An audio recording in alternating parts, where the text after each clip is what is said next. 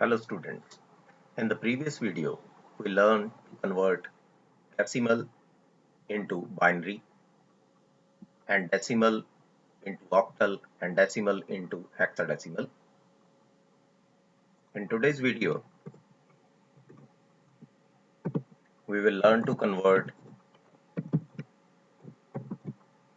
binary to decimal, octal to decimal and hexadecimal to decimal number.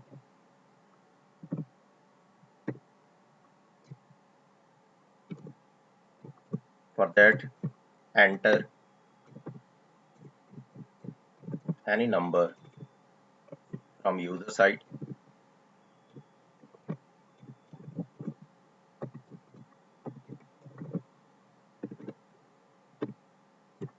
Then convert this number into binary. Now print this value. You can write here binary number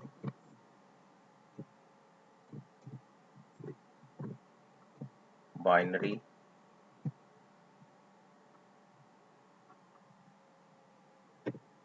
or you can write y here. Now execute the program, enter any number. You can print the binary number.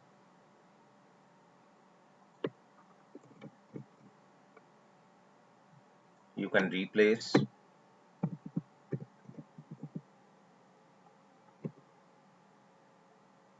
zero b by empty like this. We have already completed in previous video to replace the function 12. It means 1100 is there. Now the target is the conversion of binary number into again 12. It means in decimal number you can write here int y comma 2. Now what is the meaning of 2? Basically you are targeting the binary number and going to convert it into integer.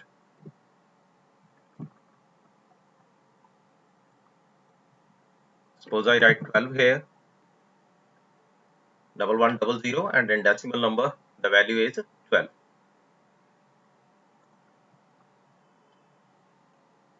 Suppose I have to convert octal into decimal,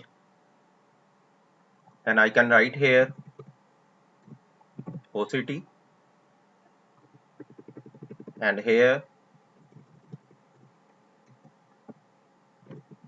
I can write octal number in decimal number.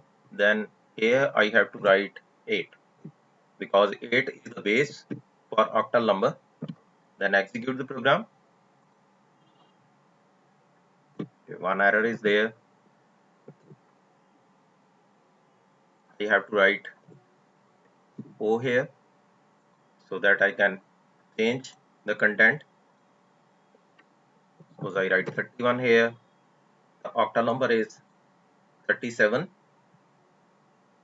8 into 3 basically 24. Then remainder is 7. That's why 37 is there. Again in decimal it's 31. Now the last one is hexadecimal to decimal. Hope you understand the content and you can also calculate at your own level by writing hex here, and in place of O you can write X, and here you can write 16 because 16 is the base for hexadecimal.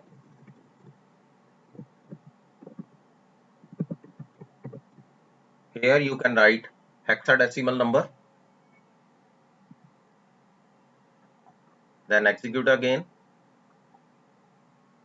Suppose I write 23, hexadecimal number is 17 and again into decimal format it's 23. This video is the converse of the previous video. In the previous video we convert decimal into binary, but in this video we convert binary into decimal. Basically both the contents, that is of previous video and the present content, both the contents are there in this video.